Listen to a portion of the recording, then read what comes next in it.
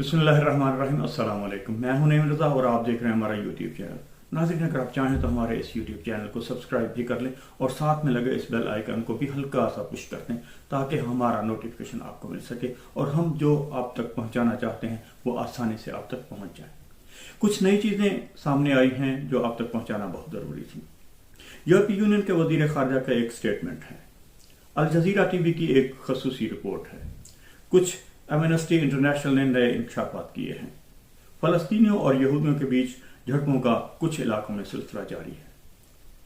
Mathis स्कीमल हैं, ये साहब गजा के इलाके में मौजूद हैं और ये यूनाइटेड नेशन की जानिब से वहाँ पर मौजूद हैं और इनका ऑफिस भी वहीं पर मौजूद है। इन्होंने बड़ी ज़रूरी इतलात पहुँचाई हैं, कोशिश करेंगे कि सारी बातें आप तक पहुँचा सकें। जोसेफ बोरियल ने एक ऐलान किया है, उन्होंने अपना एक ट्विटर के ऊपर एक स्टेटमेंट जारी किया है। ये यूरोपीय यूनियन में वज़ीर ख़ारजा है।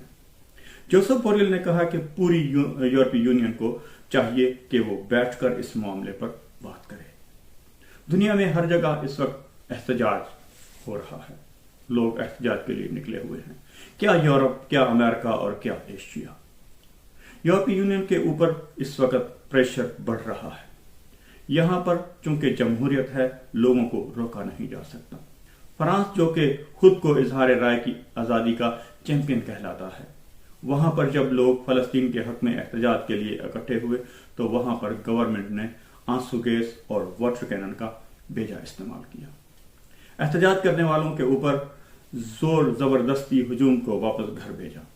फ्रांस का ये मुजाहरा एक अरसे के बाद हुआ है। फ्रांस हैरान और परेशान है कि वहां पर इसराइल के खिलाफ इतनी बड़ी आवाज है और इतनी बड़ी आवाज फलस्तीन के हक में है।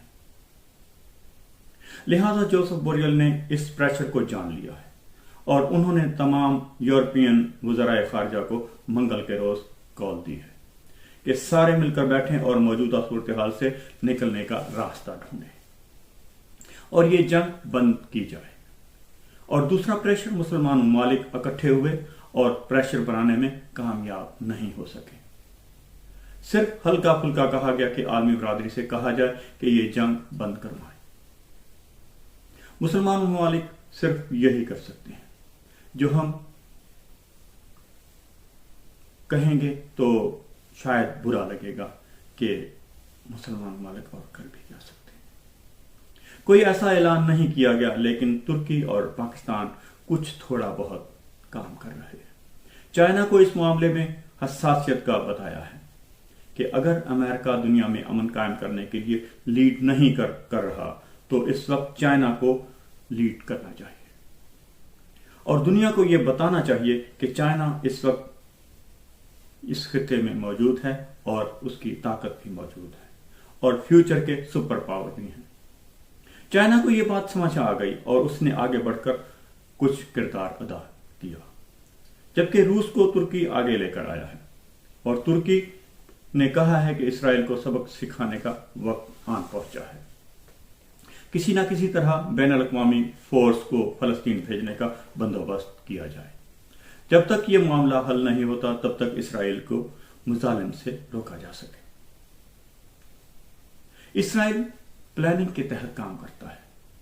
वो बड़ी कार्रवाई कुछ सालों के बाद करता है। वो कार्रवाइयां करके स्ट्रक्चर तबाह करता है, जहनी दबाव का शिकार करता है, लोगों को माजूर कर देता है, भूख अफलास पैदा कर देता है। ये बेचारे फिर उठने की कोशिश करते हैं, अपने घर बार बनाते हैं, कुछ खुद कमाते हैं, कुछ दुनिया से उनको इमदाद मिलती है। कुछ सालों बाद जब थोड़ी सी ताकत उनमें पैदा होती है, इसराइल फिर अटैक करता है और वो फिर बेचारे कई साल पीछे चले जाते हैं। इसराइल अपने टारगेट के लिए नाजरीन चाइना और रशिया आलमी दबाव बढ़ाए।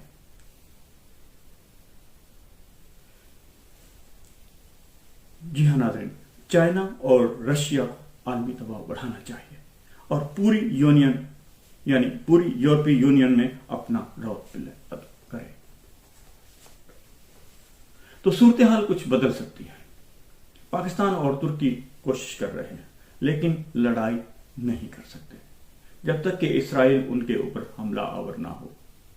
ये कभी नहीं करेंगे। आपको याद होगा जब इंडिया ने बज़ाहिर अटैक किया पाकिस्तान पर तो उस वक्त ये बात सामने आई کہ انڈین کنٹرول روم میں یہودی ان کو بتا رہے تھے کہ اٹیک کیسے کرنا ہے، کیونکہ اسرائیل کی خواہش ہے کہ پاکستان کے اوپر بڑا اٹیک ہو اور وہ اتنی اثاثوں سے محروم ہو۔ اسی طرح وہ ایران پر بھی چھوٹے چھوٹے اٹیک کرتا رہتا ہے۔ اب دوسرا سٹیٹمنٹ ہے میتھس کیمل کا۔ انہوں نے ایک ٹویٹ کیا ہے، انہوں نے بڑا ہی درد بھرا ایک ٹویٹ کیا ہے۔ انہوں نے لکھا ہے کہ اپنے سٹیٹمنٹ میں لکھا ہے کہ God help the people of Gaza, اللہ غزہ میں رہنے والوں کی مدد کرے۔ آگے وہ لکھتے ہیں over the last 45 minutes the most heaviest bombardment near our UNRWA office compartment. 45 minute پہلے سے اب تک کی سب سے ہیوی بمبارمنٹ ہو رہی ہے ہمارے دفتر کے قریب۔ اس وقت یہ اقوام متحدہ کا نمائندہ کہہ رہا ہے۔ دوسری جانب الجزیرہ نے ایک رپورٹ پیش کی ہے۔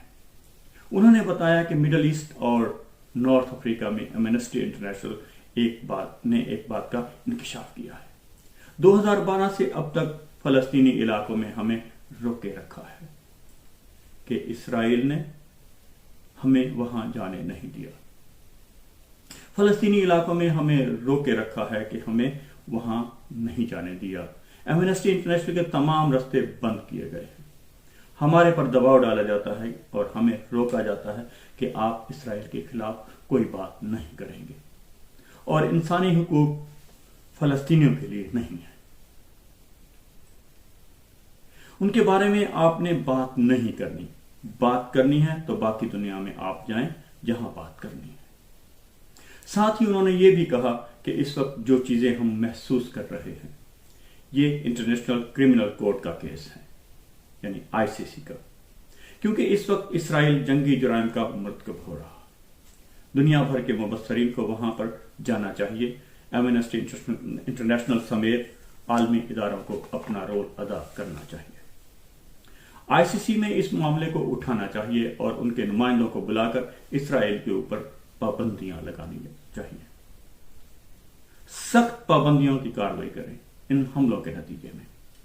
دوسری جانب دو بڑی امپورٹنٹ چیزیں یہ بھی سامنے آئی ہیں کہ غزہ میں جتنے راستے ہسپتالوں کی طرف جاتے ہیں اسرائیل ان راستوں پر جان بوجھ کر اٹیک کرتا ہے تاکہ لوگ ہاسپٹل نہ پہنچ سکیں، جو زخمی ہیں وہ بھی جان سے جائیں۔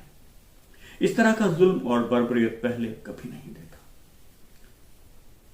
اس سے پہلے آپ کو یاد ہوگا جب مسجد اقصی میں انہوں نے اٹیک کیا، کوئی 300 کے قریب مسلمان زخمی ہوئے، ان کو جب ہاسپٹل یعنی فیلڈ ہاسپٹل پہنچایا گیا جو ہلال احمر کا ہاسپٹل تھا، وہاں پر اسرائیل نے کیا کیا؟ وہاں پر اسرائیل نے ہسپتال کے اوپر بھی اٹیک کر دیا، آنسو گیس اور ربڑ کی گولیاں اور پتہ نہیں کیا کچھ اس ہسپتال کے اندر پھینکنا شروع کیا۔ اس طرح کے ظلم کی مثال دنیا میں آپ کو کہیں نہیں ملے گی۔ جو ظلم فلسطین پر ہو رہا ہے، عالمی میڈیا میں ایک اور بات رپورٹ ہوئی ہے کہ مسلمانوں اور یہودیوں کے درمیان جھڑپیں شروع ہو گئی ہیں۔ یہودیوں کہتے ہیں اگر مسلمان لگ جائیں تو وہ ان کو مارتے پیٹتے ہیں، اور اگر یہودی مسلمانوں کے ہتھے لگ جائیں تو وہ ان کو مارتے پیٹتے ہیں، اور پولیس یا انتظامیہ جانبدار ہے۔ اگر تو یہودی مسلمانوں کو ماریں تو پولیس تماشا دیکھتی ہے، لیکن اگر مسلمان یہودیوں کو ماریں تو پولیس انہیں گرفتار کر لیتی ہے۔ کوئی انصاف تو ہے ہی نہیں۔ امریکہ نے جتنی بھی جنگیں آج تک لڑی انسانی حقوق کے نام پر لڑی، لیکن یہاں پر کسی کو انسانی حقوق نظر نہیں آتے۔ پوری دنیا میں بڑے بڑے احتجاج ہو رہے ہیں، لیکن پاکستان میں احتجاج برائے نام کا ہو رہا ہے، کوئی آواز اٹھانے والا نہیں۔ ناظرین، ہم اپنی ذمہ داری ادا کرتے رہیں گے، ہم جو آواز اٹھا سکتے ہیں اٹھاتے رہیں گے، لیکن پاکستان میں جو آئے دن مولوی باتیں کرتے تھے آج وہ سب خاموش ہیں۔ فلسطین اور جو ہے کشمیر، اس کے اوپر کوئی بات نہیں کرتے، وہاں پر کسی کو کوئی ظلم نظر نہیں آتا، کیونکہ آواز اٹھانے والے جو پاکستان میں مولوی حضرات ہیں उनको इन्हीं लोगों से ऐड मिलती है। वो वाया किसी भी जरिए से आती है, लेकिन आती वहीं से है इनको, इसलिए ये उनके खिलाफ बात नहीं करेंगे। नाज़रीन, अगर आपको हमारी आज की ये वीडियो अच्छी लगे तो इसे लाइक, शेयर और कमेंट जरूर कीजिएगा।